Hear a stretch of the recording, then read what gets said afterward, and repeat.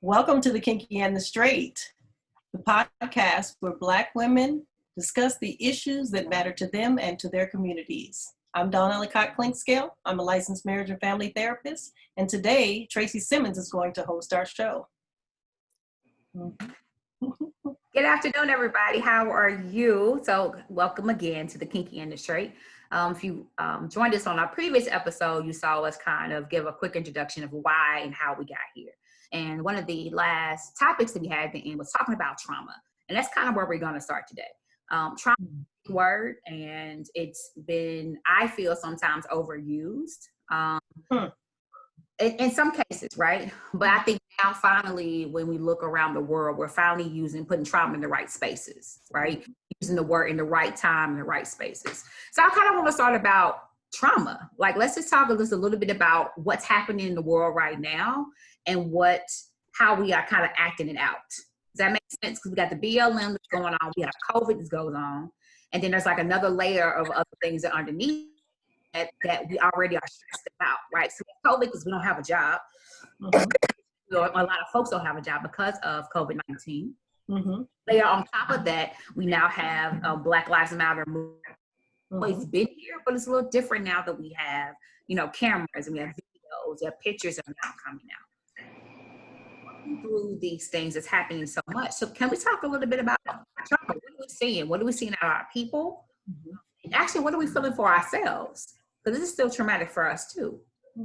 So who wants to go talk about what you see or versus yourself? Let's start there. I'll tell you what, I'll start with last night.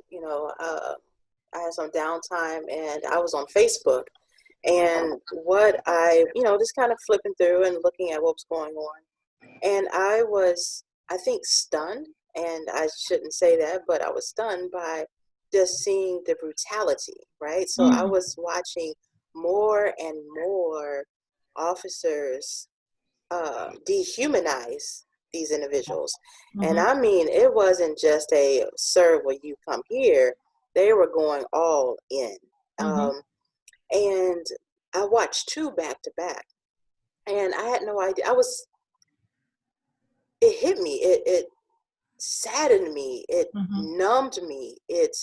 I internalized it. Like, my heart hurt. I've heard people say my heart hurt, and it was almost like an expression, right? Cliche-ish.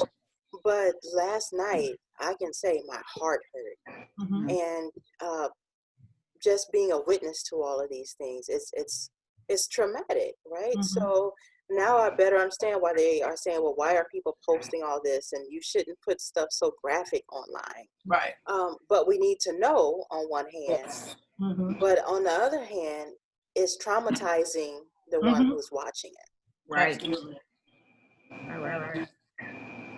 So the echo about, what's going on with my voice today? The echo about Facebook. So I had the pleasure of going downtown to Injustice Square for rally of women and daughters, right? Particularly Black women and daughters. And it was absolutely beautiful. There were so many young people there.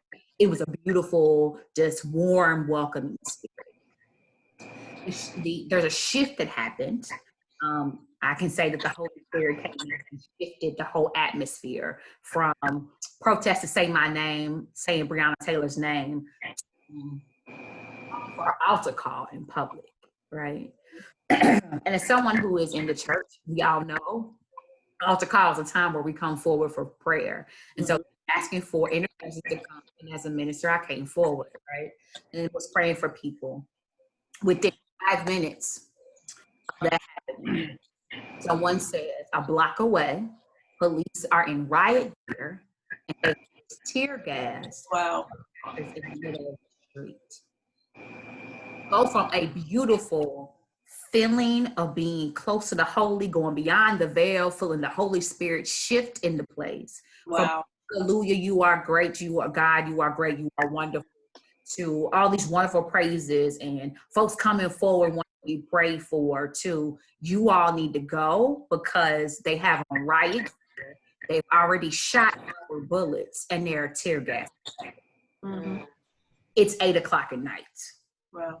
So to go from being in a place where we're trying to heal from the trauma of having a Black woman killed in her own home, in her own bed, to the trauma of having her mother in the space, because her mother was there last night, and young children there who want justice, and then seeing police come down the street and riot here. Yeah. You know, so let's talk about that. So in that, we can talk about the death issue of, you mentioned Breonna's mom. I just recently saw the interview with her, and the runaround that she received once she arrived on site. So the boyfriend called her, said, hey, something's going on, you know. So mom goes on the way. She gets there, and they said, oh, we're sorry. She's already has left, and she's gone to the hospital. You might want to go to the hospital. Wow. She leaves the scene, goes to the hospital, stays there for 2 hours before being told, your daughter never arrived here. Right? To only return back to the scene to ask to see her daughter. I want to see my daughter. Then be told in a roundabout way that your daughter's no longer with us. Right? So the situation, so not only is it traumatic because of what happened, because police officers busted in, but now she has to live with this experience of not being there, not being able to see. How do you find this closure? Because even still, she was still not allowed to see her daughter. Right. Sure. They moved her daughter while keeping her off to the side. You know, so dealing with how one, you know, sees the death, closure, no closure, which is also moving right up against the COVID issue of, are we able to funeralize, and are we able to have closure with the police? And what does that do to us as individuals and collectively if we are not able to have such closure? So you're moving me right into another, quicker than what I thought, because I was going to pick something up. But Tania and Don, can you talk about that, like, vicarious trauma, right? It didn't happen to us, right? Yeah, I was thinking that right away as she was talking. We were not in the house when Breonna was killed. We were not there when the door. But what we were is aware of what happened, and we heard the 911 call, and we seen the police report that is completely blank. Like, it makes no sense at all. The level of disrespect that's in the paperwork. And then you hear the 911 call where he's calling, because how do you call the police? I'm the police. So can we speak a little bit about that vicarious trauma, right? That secondary, that tertiary trauma that happens in these situations? Because I know I feel it. I'm still a Black woman, right? Was murdered in her home.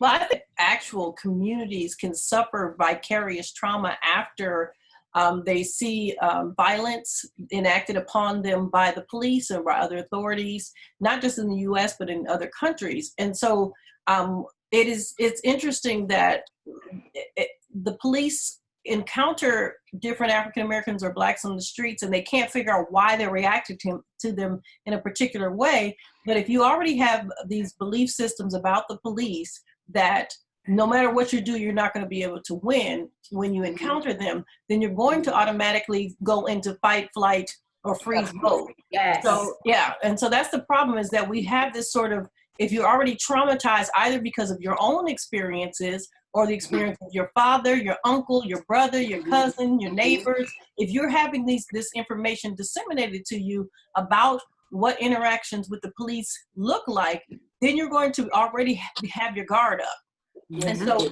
we know that trauma actually does damage to the brain. And we know that actually changes the brain of the individual who experiences the trauma. And that's the same as vicarious trauma. So we know this with whether it's with violence or whether things we've heard about other groups. So if we hear that Black people are this way or white people are this way, or as women we hear men are like this or that, you know, we already go into the situation with our guard up. and we're more likely to respond to situations in a way that is reactive and can put us in a kind of precarious situation.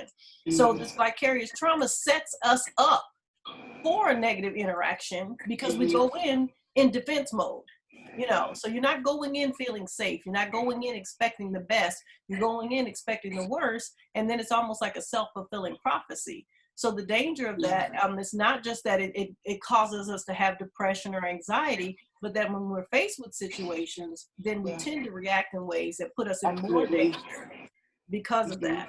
So I just wanted to kind of add that into it. Tania, what are your thoughts on that? Yeah, I was thinking about definitely agree completely. And then also when you think about the law enforcement and their perceptions of Black bodies and how they are afraid and they assume that we're stronger, that we have more pain tolerance, that we are able to withstand more force, that we are less human. Because of the system of white supremacy and racism in our country that has completely disenfranchised and provided all of this, I guess it would be propaganda or just misinformation about people of color. So these officers have these schemas about who Black people are. They're operating into that with that mindset, which has been why it's like a reciprocal traumatic, vicarious thing that's happening, Absolutely. And so I'm thinking about, I have two younger brothers. They're in their early 20s, and I'm like, are you guys okay? What does it mean to sit and watch the brutality that's happening on Black men and other people of color in this situation? And then think about, man, all my brother has to be doing is going for a jog. My baby brother, you know what I'm saying? And these people are burying their children. And so it is traumatic. It's traumatic to watch it. It's traumatic to listen to it. It's traumatic to read about it. It does hurt because if you're, particularly for people of color, particularly as a Black woman, as a mother, a sister, a daughter, it is a lot. And so that's where the vicarious trauma comes in for me. And that's the way I think about it when it comes to law enforcement. They're traumatized by white supremacy and they're responding in that way. And it's kind of interesting. We talked last time about whose fault is, sort of our naivete around these issues around the police. And I remember, I thought about it after we talked, is that, I did my best to raise my kids. I had them watch Eyes on the Prize, I had them watch Mississippi Burning. I had them watching The Roots. They had to go watch 1970s version of The Roots because I wanted them to know their history. I wanted them to understand, and to appreciate the opportunities that they had so they would maximize them. So it's kind of like we wanted them to understand the history, but again, we kind of talked about this. There was this disconnect between what was history and what was actually present and happening now. Again, during that period that I was raising my kids, there were the movies like Boys in the Hood and New Jack City and Menace to Society. Remember what those movies were about. These were about Black kids doing the wrong thing who deserved to get in trouble or deserved to die almost. When you think about each one of those movies, those were about urban situations where if these kids, again, would just stay out of trouble, then they wouldn't be having all these problems. That was the narrative of each one of those movies. And my kids consumed them. And on some level, as a parent, I allowed them to watch them because that was also played into the narrative, like, don't you be out there in those streets now. You know what I mean? So that was, I leveraged it. So instead of like trying to keep them from it, I tried to leverage it and pit it against sort of this history of racism in the United States.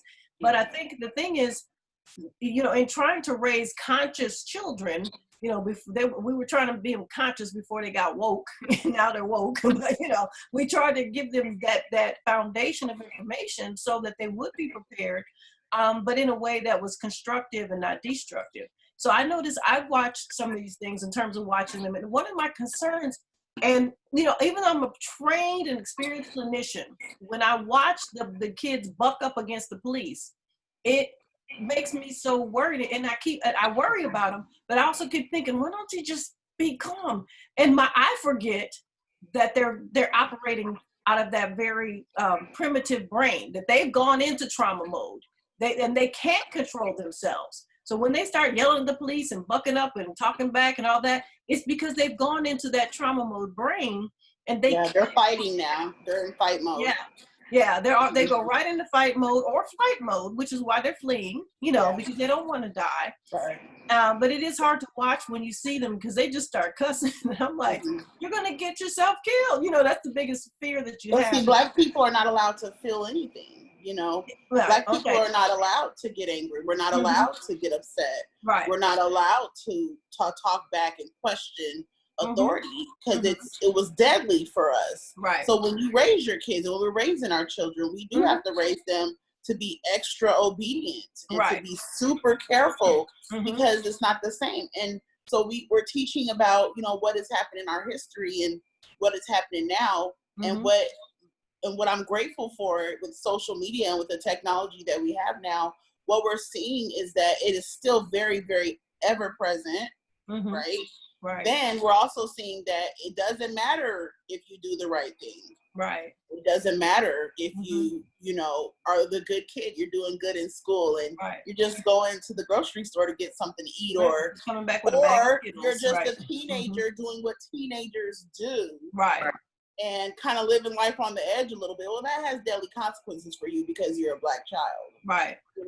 And so it is traumatic. It feels, it's overwhelming, and it feels hopeless when you see the continued brutality that Sonia was speaking on earlier.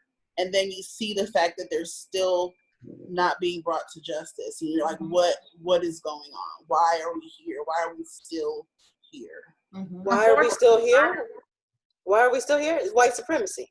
White supremacy is what, right? And so I want to be very careful that we don't internalize this in such a way where we start accepting some of the blame of, well, we did this and we did that. No, this is about white body supremacy, right? Yeah. So even when we say white supremacy, we still letting people off of the hook. So to me, when you was talking about, that cop sees this Black male and sees him as, dangerous and a monster and all these things, right? It's how we've now embodied it. So white folks embody this idea, this thought. Absolutely. And then sometimes we too, right, buy into it. But at the end of the day, it's white supremacy, right? So it's about the pushback of it. I don't want to accept any of this. I'm not accepting this as our it's that framework. It's the framework of that reactive mode. Like, we have been in reactive mode since day one, right? The creation of the police, let's talk about history, right? Even the creation of the police force was, the whole purpose of the police force was to get runaway slaves back to their owners. Well, police forces exist across the globe, so they serve a purpose to maintain the law. So the whole idea that there was a law created in the first place, correct, utilize a force of persons to enforce that's a problem. So I think that so they're created always to maintain law and order. But the question is, why were those laws created in the first place? Correct. Because it's out. So it goes back to the underlying conversation of this white supremacy, right? Because we live in America of law and order. Unfortunately, that's a word 45 uses a lot, talking about law and order. And that is, according to white folks' way of thinking, or the majority way of thinking, that's how you maintain social control, is law and order by any means. Well, and I think that what we're seeing in the streets right now is proof that doesn't work. And I think, that's proof that doesn't work, because in fact, there's more people than there are police. And if people do not believe that they are going to be safe under the control of the police or under the guidance of the government, then they will rebel and rise up.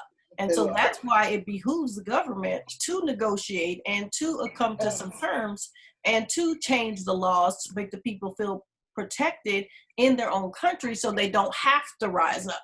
Because that's the roots of revolution, is the fact that people feel oppressed and they're feeling like they're being abused by the same people who are supposed to be taking care of them and providing for them. So I just want to kind of put that out there, that the police, we do need safety measures. There's always going to be somebody that we need, that somebody needs protection to make sure people are doing, the right thing. But the question is it working the way it's supposed to be working? You know what I mean? And I well, think it is. Well, for white people. So we gotta kind of throw the whole thing out. You know? Right. Start over from scratch. Right. Is there anyone who can add clarity or heard about? So I think it's Governor Cuomo in New York. He gave the big presentation where they're going to begin reforming or defuncting the police department. Yeah. Redoing it. Yeah. Community involvement to say, hey, this is what we want. This is what we need. So we're saying that the police follows the law the way it was. So now we have That's this what they're supposed to be opportunity. doing, right? Right. So now we have this possibility of creating the safety unit that we need.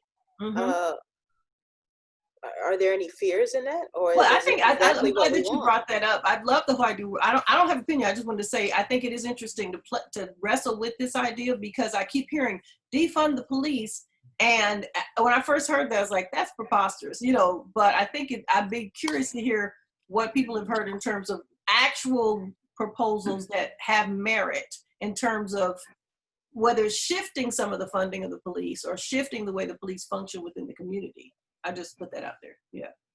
So it is an interesting conversation that needs to be had.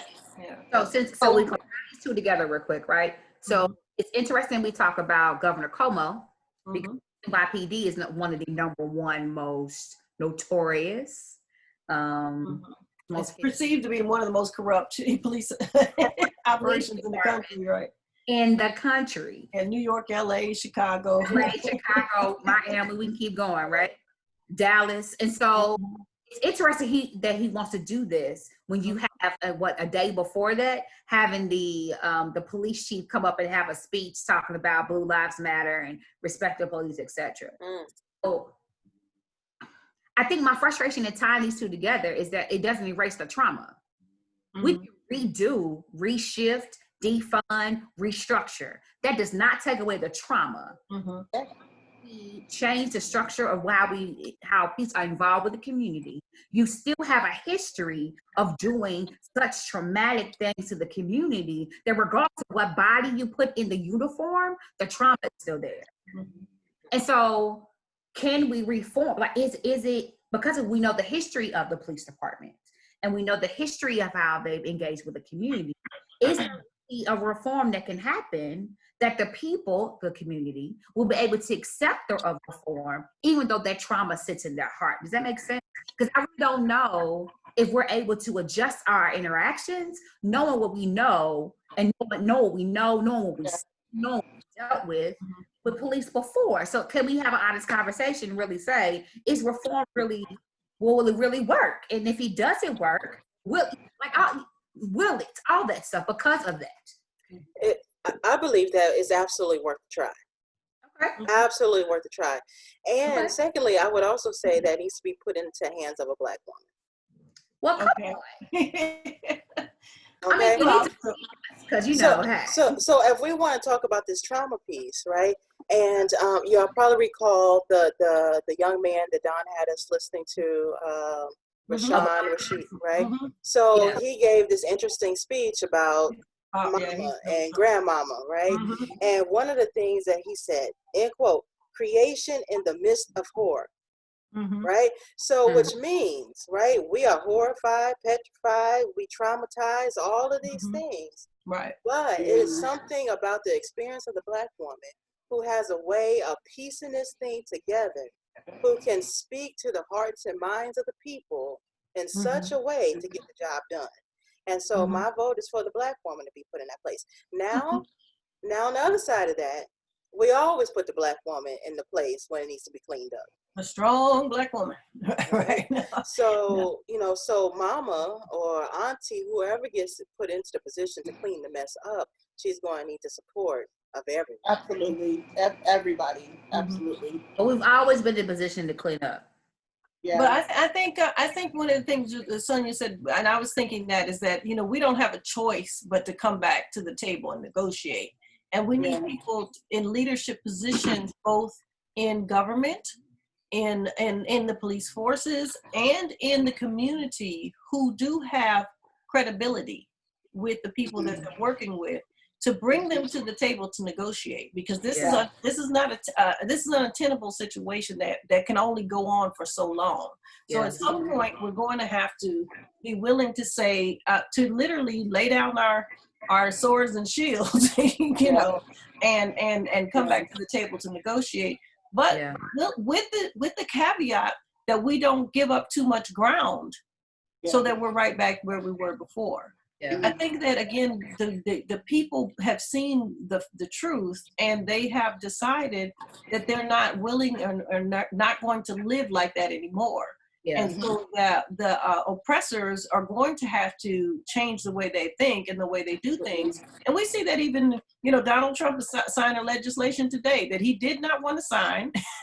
That was reform of the police, because somebody told him, listen, you talking all this stuff, but these people are about to rip your country apart on your watch, and you will not be reelected, sir. You will go down in flames, and your presidency will be noted as one of the worst ones in 200 years. Period.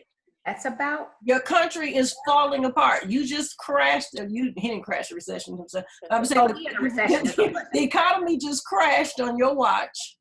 And now you have civil war brewing on under your, and you still running your mouth. You still talking smack. You know. So I mean, so I think that the people, believe it or not, the people who he most thought he was going to get the upper hand on are actually showing him you're not in control. The only reason you're in control is because we allow you to be in control. So anybody who holds power is because the people allow them to be in control. And so you can bring out your guns and weapons, but the people can swarm those eventually. If a few people are willing to die, and the problem out on the streets is these young people are saying, you're already killing us. So we're willing to die in an effort to try to save my little brother's life, or my cousin's life, or my son's life, or my daughter's life. So I'm gonna throw just like any war, I'm willing to, they're fomenting civil war. And so, I'm sorry. I would call this sanctified rage, right? Okay. Well, it's more on that, Don. We're working out of a place where it has meaning. We've been waiting for the time. You know, we want to go back to the Kojic days where we would tarry on the bench for a while. We've been tearing, we've been waiting, and now the spirit has fallen. And that fire that's been shut up in our bones is explosive, and we're ready. And I believe that God is on the side of the oppressed, and we've been oppressed for a whole long time. So Absolutely. Just my 2 cents. I like that, sanctified. Now you brought up about it's righteous indignation. That's what your righteous indignation. But even in that righteous indignation, there has to be a force behind it, right? And so to stand in front of what you deem as authority, what you've been told for authority all your life, and tell them no justice, no peace, right?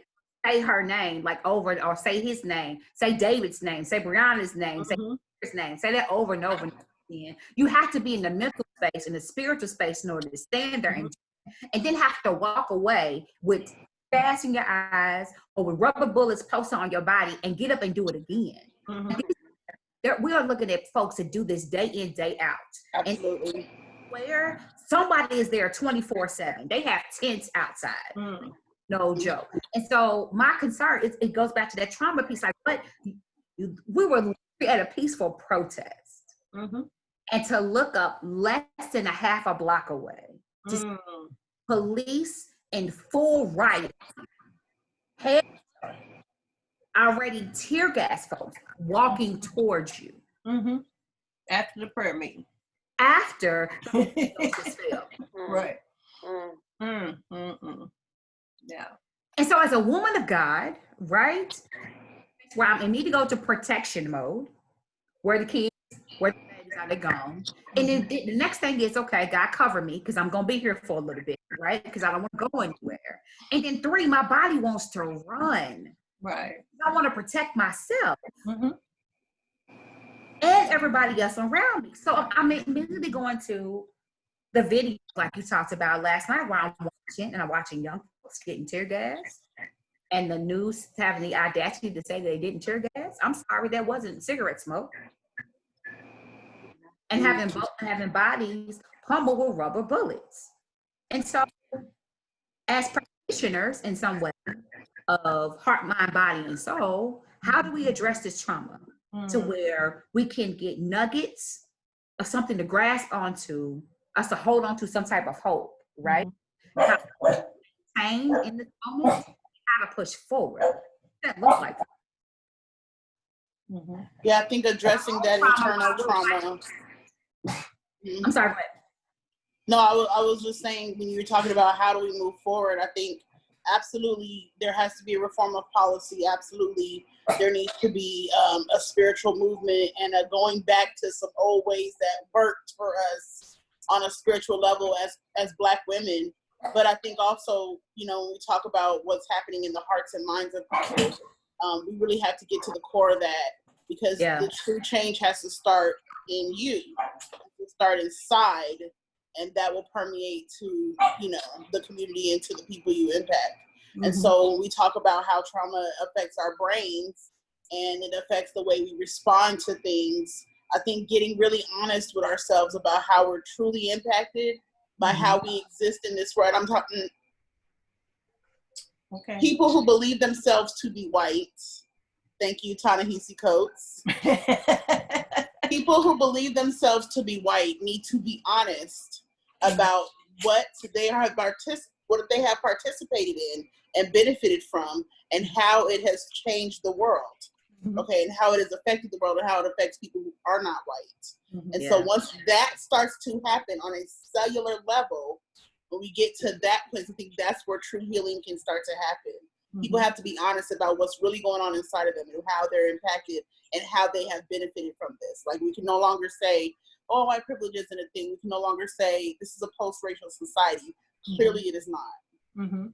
So I think that's kind of where it's always about acknowledging that you have a problem, and then, you know, realizing that the problem is out of control and that you need help, you know. So I want to clarify from Tracy, are you asking us as a community of Black women, how do we as a Black community heal? Do we have to wait until the other people get themselves together in order to be able to heal? I don't know. I'm just trying to like get a sense of like how we perceive our ability to move forward or to become whole, even in the context of sickness, you know, of this kind of, is it possible, you know, let's say that there are going to be some legislative changes, there will be some reforms made, but it's not going to change the hearts of a lot of people, and a lot of people resent it, and they will go underground and find more ways to do the dirt they want to do. So, we've seen and that. it's been happening, and it has been happening. Yeah, absolutely. Like we saw in the space of pondering if we can be traumatized and be in a healing space at the same time. Yeah, I mean, and I think that that's the work that we do. I mean, I'm a highly trained trauma therapist with DBT, AFCBT, TFCBT, EMDR. I mean, I have all these trainings, all those, a lot of trainings and a lot of work with people. And I think that you can be healed and be continuously healing. And I think part of what helps us to heal is to become grounded in who we are, both individually and collectively. And to like part of the work with DBT, when we talk about healing, is to learn to acceptance. And acceptance is not the same as approval. So a lot of times we think that, you know, when, let's say if you're in an abusive relationship, and let's say Black people have been in an abusive relationship with their government for since the day we landed on these soils, accepting something is different than saying it was okay. Right. It's just saying it is what it is. You know, and you're no longer denying that it is what it is. So it's this whole idea that I can understand and say, okay, that's what that is, but that is not who I am. Right. I am not what happened to me. That's a number one model that we use in trauma therapy. You are not what happened to you. You know what I mean? And so that's one way is to dissociate ourselves from the events that happen to us and say, that's not who I am. You know, and I think the church historically has given Black people a place to do that, because we start claiming our humanity through our relationship through our creator. And we say things like, I am a child of God. Right. You know what I mean? And we use that language like we don't allow them to call us, we don't allow them to define us. We define ourselves in relationship to creation, which is bigger than all of us, and it's eternal. So this whole idea that we are able to, like I said, and that the church and the Black church has always given us a certain space for doing that and defining ourselves outside of how the culture has tried to define us. So I'm just putting that out there as a place to start or continue to think about, how do we heal? And historically, we can talk about there's been a lot of criticism of Black churches and what they do and don't do, and the finances and the women and all this other stuff. But historically, the reasons why it survived this long is because it has provided that space and that place for us to self-identify. Yeah. For people who could only be janitors back in the day on the Real World, they could be the president of the deacon board. You know what I mean? They could have responsibility. They could be trusted with thousands of dollars in the trustee board. They could be called brother and sister, and they were given dignity and respect in their own context. So this whole idea is that we don't let other people define us for who we are, and that we create and maintain our own identity no matter what somebody else tries to do. So I'm just sort of fleshing this out as I talk, but I think shifting that narrative from being a victim to a survivor, being a person that was victimized by this oppressive system, to being someone who has been able to persevere in spite of this oppressive system. Right. I think that's the beauty of Black people. That's the beauty of people of color, is that we are able to still create. We are able to still impact the world in so many beautiful ways in spite of what has happened to us over the last 400 plus years. So as a thanatologist, I have to look at death. I have to look at grief. And what I'm hearing is that we are a nation that is in hospice care. If we are sick, you just shifted that narrative. Did y'all hear that? Go back and repeat that. That was deep. I was like, what did you just say? But let's think about it, right? If we are willing to be on the front lines because we are dying anyway. Right.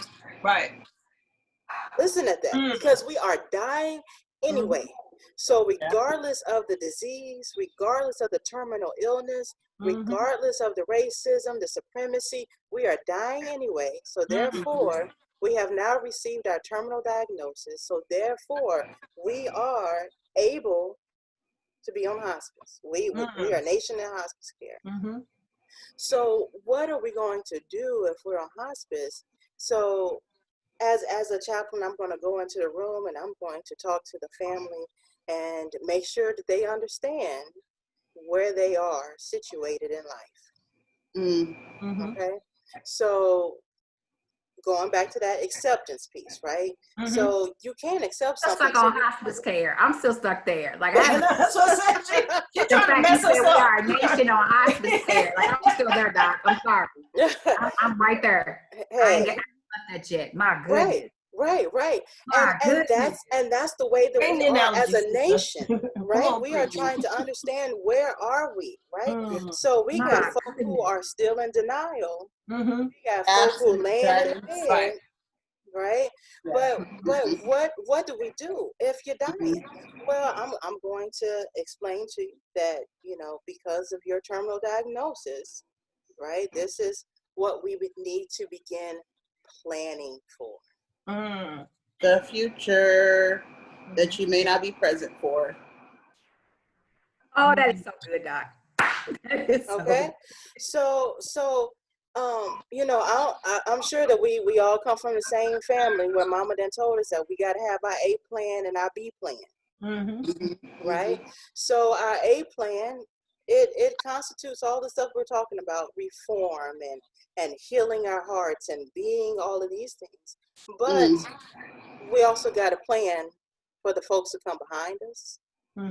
What's the legacy we're leaving? How involved are we going to be? Do we have the insurance policies? Have we stated what is on our heart, right? So that's the real talk of what happens. But usually people don't really know what a chaplain is. They're just the religious figure that's going to come pray for you. So I'm going to be that person too. Come on, let's go get our soul right. Which means that we have to do some internal work. We keep planning for what other folk need to do. How That's we right. fit Come on. the other people, the police departments, the institutions. Right. But what you gonna do about yourself? Because a lot of us sitting around real colonized. A lot of us sitting around right with our own issues. And so let's get our life right. Let's get love right. So if we are the beloved community, if we are the ones that are waiting for the second coming, are we the ones who are waiting for that great day to come down? Then we got some things that we gotta do for ourselves. So that's how we're gonna work on trauma. Yeah, and I think what you're saying is so powerful, that there has to be someone who can stay present in the moment and not get caught up in the crazy, because the ability to get so emotionally swept and become hopeless and helpless that you're willing to like throw yourself in front of a bullet, or whatever, that putting your life in danger. Somebody has to have a cool head and a warm heart and be able to help lead those who are not able to be as present, so that we can survive this thing. So that's the other thing. One of the things that our ancestors taught us how to do is survive. Yes, they So, did. because live to fight another day. So this whole idea, like some people they want to fight to prove how brave they are, but in truth, it's also brave and wise to live to fight another day. So somebody has to be there, because at the end of the day, you're dead. Nobody care. They're gonna get up and go on about their business. I'm not trying to be disrespectful. And there's that. We will cry and we will, say your name for a little bit, but very quickly, within a week, not trying to be disrespectful, people are about the business of living. You know what I mean? We can't stay in that place of dying. So we have to focus on, we do need to weep with those who weep. That's what that verse, to everything there is a season and a time to every purpose under heaven. There is a time for war, but there's also a time for peace. There is a time to weep, but there's also a time to rejoice. So we have to be cognizant of what time is it. So, we even talked about, should all these disruptions be happening? I think that in this moment, they should be happening, because it's important that people know that it's time out for playing games. You know what I mean? That we're not playing games anymore. And the fact that these folks brought in this person into the office blatantly. I mean, it was just like the most egregious offense by electing this person who did not win the popular vote, lost it by 2 million votes. Let's continue to remember that. So if we get out and vote in November, he can be voted out of office. He's not, I don't know why people say he's going to automatically win. What are you talking about? He didn't win the first time. He did not win the first time. And neither did the Republican person before him. Yeah, that's what I'm saying. So you're exactly right. So that's what my point is, that we need to get out and vote. We don't need to say ain't nothing going to change. We do have to exercise those things, because we cannot allow them to just, when we stayed at home because certain people don't even know the history. They didn't like how Hillary looked in her pantsuit, and they quickly, minimized her experience based on what Bill did. Not trying to be disrespectful. I heard somebody talking about Hillary, and they were conflating her story with somebody else's, and I was thinking that's why she lost the election. It's not that I was such a big Hillary fan, but I knew who Donald Trump was. Yep. You understand what I'm saying? It wasn't like, oh, Hillary's gonna save her, do anything, she's the right, but I knew who Donald was. And yes, sometimes you do go with the lesser of two evils. You know what I'm saying? I'm not saying she was evil. I'm just saying, come on, you don't just give away. Yeah. And I think that amount of cynicism that we have to be careful to guard against when our hearts are broken and we become bitter, because bitterness makes you brittle, and if you're brittle, you will break. So I think that whole ordeal is keeping a warm heart, keeping a tender heart, and keeping open is very critical for our survival, or else we'll be broken. Mm. Yeah. I'll still stick with mine. We got to prepare to die. I think there's some of this, there's some of that. Right. Yeah. I mean, and I think it's a combination thereof, right? Somebody's got to live. Yeah. You know, because, you know, if we want to, you know, and this is my last statement, I know we got to go. But. And, you know, I think I interpreted who was dying differently when you were talking. Who was dying? You know, and that's the thing, we all going to die. Mm-hmm. We all going to die. Mm-hmm. And how we deal with it. And how we deal with it is what's going to make the difference. Don, you are absolutely right when you say that we have been taught to live. And we go to church and we talk about the abundant life and hallelujah, and we live in our best life now and stuff. But they never finish the sentence. That you have to die in order for that great day to come. Right? So you get your crown glory and your jewels and your robe. Right. And we have done the church a disservice not talking about it and not singing about it until our funeral. I shall wear a crown, right? Every funeral. I love it. It got its place there. It's not a funeral unless you hear the song, right? But you know, it's something about preparing for the crown beforehand. And so if we prepare, right? I mean, putting all of it on the line, right? Of saying that I want my nation to win. I want my people to win. I want to win. When are we going to love ourselves enough to say, I want to win. I deserve to win. You know, when we talk about that trauma piece, that trauma lasts, I heard some statistics saying that it lasts for 14 generations. 14. Yeah, absolutely. Yeah. 14. So that means that we got some survival skills, but we also know how to do a whole lot of other things. So. And, you know, we didn't address today, and maybe we can, because COVID's not going away, the impact of trauma on the body. So we talked about the effect of trauma on the body, and what relationship does that have to making us more vulnerable to dying from COVID-19? So that's a whole nother conversation. I just want to throw that out there. But the whole idea that's there might be something there that you anyway. Absolutely. There's a lot there, not just something. There's a lot. The body keeps the score. The body keeps the score. Right. The body keeps the score. And on that note, it didn't start with you. It didn't start. Going back to that 14 generation thing, right? We have this embodiment of our molecular, cellular level, still in here, of how that trauma has embedded into us, and genetically we pass it on into others. And so trauma don't stop. It won't stop. To tag on Diddy, can't stop. Trauma won't stop. It just changes from generation to generation. And it's important for people of color, but it's also important for people who believe themselves to be white to do that trauma work as well. Say that. That is my stance.